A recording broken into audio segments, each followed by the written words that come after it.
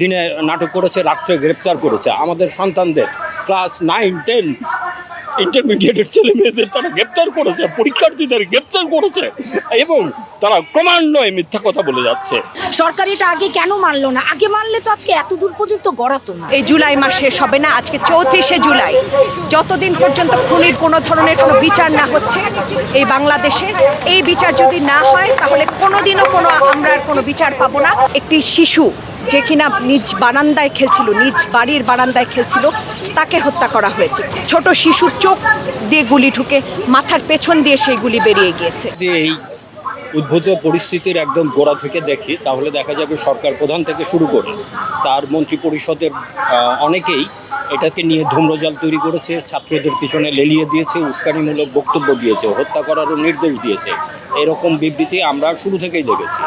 তারপরে যখন এই ম্যাসাকারটি ঘটেছে, জুলাইয়ের ম্যাসাকার, তারপরে তারা দিনে নাটক করেছে, রাত্রে গ্রেপ্তার করেছে। আমাদের সন্তানদের ক্লাস 9, 10 ইন্টারমিডিয়েটের ছেলে মেয়েদের তারা গ্রেপ্তার করেছে, পরীক্ষার্থীদের গ্রেপ্তার করেছে এবং তারা ক্রমান্বয়ে মিথ্যা কথা বলে যাচ্ছে, একটার পরে একটা মিথ্যা দিয়ে চলে যাচ্ছে। ছাত্রদের 9 দফা দাবির সঙ্গে দিয়ে আজকে জনতা, অভিভাবক, সকলে, সমস্ত শ্রেণীপেশার মানুষের মধ্যে থেকে আজকে আওয়াজ উঠেছে এই সরকারকে পদত্যাগ করতে হবে, এই মিথ্যাচার থামাইতে হবে। তারপরে আমরা এই সরকার পরিবর্তনের পরে এই সমস্ত ঘটনার তদন্ত করব এবং নিরপেক্ষ বিচার তদন্ত ঘটে তাদের বিচারের কাঠগড়ায় দাঁড় করাবো।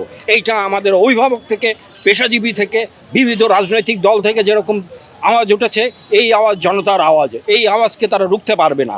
তাদের মিথ্যাচার, নির্মম অত্যাচার, এগুলো থামাতে হবে। সংবিধান, বাংলাদেশের সবচেয়ে সর্বোচ্চ যে আইন রয়েছে সংবিধান, সেই সংবিধান আমাদের অধিকার দিয়েছে যে কোনো দাবি আদায়। সেই সংবিধান আমাদের অধিকার দেয় আমরা আমাদের ভিন্ন মত যারা রয়েছে, আমরা যাতে আমাদের ভিন্ন মতকে পোষণ করতে পারি, আমরা যাতে আমাদের ফ্রিডম অফ স্পিচ যে রয়েছে সেই ফ্রিডম অফ স্পিচের এক্সারসাইজ যাতে আমরা করতে পারি। আমাদের সন্তানরা তাদের ন্যায্য দাবি এবং অহিংস আন্দোলন করতে যে শত শত প্রাণ চলে গিয়েছে। একটি শিশু যে কিনা নিজ বারান্দায় খেলছিল, নিজ বাড়ির বারান্দায় খেলছিল, তাকে হত্যা করা হয়েছে। খুনিরা তাকে হত্যা করেছে। নিরস্ত্র মানুষের বুকে গুলি চালানো হয়েছে। একদল অস্ত্রধারী একটি নিরস্ত্র মানুষ, কতটুকু দেউলিয়া হলে প্রশাসন একটি নিরস্ত্র মানুষের বুকে এভাবে গুলি চালাতে পারে? ছোট শিশুর চোখ দিয়ে গুলি ঢুকে মাথার পেছন দিয়ে সেই গুলি বেরিয়ে গিয়েছে। এমন শত শত নাম না জানা আমাদের সন্তানেরা তারা শহীদ হয়েছে। কোনো মানবাধিকার কর্মী নয়, আইনজীবী নয়, আজকে আমরা এখানে এসে দাঁড়িয়েছি শুধু সন্তানের মা হিসেবে। আমরা আমাদের সন্তানের জন্য মুক্ত স্বাধীন একটি দেশ চাই, রাষ্ট্র চাই, যেখানে সে নির্বিঘ্নে খেলাধুলা করতে পারে, যেখানে সে শিক্ষার্থীরা নির্বিঘ্নে কোনো ভয়ভীতি ছাড়া তারা বিশ্ববিদ্যালয়ে যেতে পারে, স্কুল কলেজে যেতে পারে। এটি আমাদের দাবি এবং এই গণহত্যার আমরা বিচার চাই।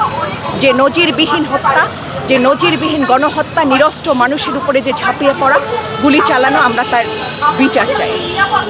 এই জুলাই মাস শেষ হবে না, আজকে 34শে জুলাই। যতদিন পর্যন্ত খুনির কোনো ধরনের কোনো বিচার না হচ্ছে এই বাংলাদেশে, এই বিচার যদি না হয় তাহলে কোনোদিনও আমরা আর কোনো বিচার পাবো না। বিচারের বাণী নিভৃতে কাঁদবে। বাংলাদেশ বিচারহীনতার যে রাজনীতি সেটি চলতে থাকবে। কাজেই এই বিচার আমরা চাই। যে কোশ্চেনটা করলেন যে কোটা আন্দোলন থেকে আন্দোলনটা অন্যদিকে ডাইভার্ট হয়ে গেছে, রাইট? কোটা আন্দোলনটা শুরু হয়েছে জুলাইয়ের 1 তারিখ। এরপর দেখেন 14-15 দিন পর্যন্ত কিন্তু ওরা এটা নিয়ে সরকারের কাছে বারবার বলেছে আমরা এটা চাই।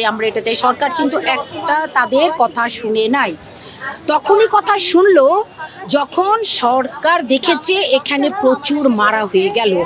সরকার যখন দেখছে এখানে গুলাগুলিতে, তাদের পুলিশের নিজেদের গুলিতে মারা গেল, তাহলে আপনি আমাকে তাহলে বলেন যে কেন তখন মানলো?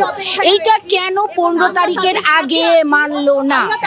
এই জন্যই আসলে এই জিনিসটা এত দূর পর্যন্ত গড়িয়ে গেল। আপনি বলেন এতজন সন্তান মারা গেছে, এতজন সন্তান মারা যাওয়ার পর এখন এই কোটা আন্দোলন মেনে নিবে? 93% মেনে নিবে না। তখন কিন্তু কেউ মানবে না, এদের কিন্তু কেউ মানবে না। কারণ অলরেডি মেরে ফেলা হয়েছে, এতগুলা বাচ্চাকে মেরে ফেলা হয়েছে, এতগুলা বাচ্চাকে তারা অ্যারেস্ট করে নিয়ে গেছে, বিনা বিচারে রেখে দিয়েছে, তাদের জামিন দেয় নাই, তাদের রিমান্ডে নিয়েছে। তারপর কি করে বলেন ওই কোটা আন্দোলনটা এখন আর থাকবে? সরকার এটা আগে কেন মানলো না? আগে মানলে তো আজকে এত দূর পর্যন্ত গড়াতো না। এখন 9 দফা দাবি যদি না বসে, এটা আসলে দুই পক্ষকেই তো বসতে হবে। সরকার পক্ষ থেকে তো কেউ বসেছে? বসে নাই।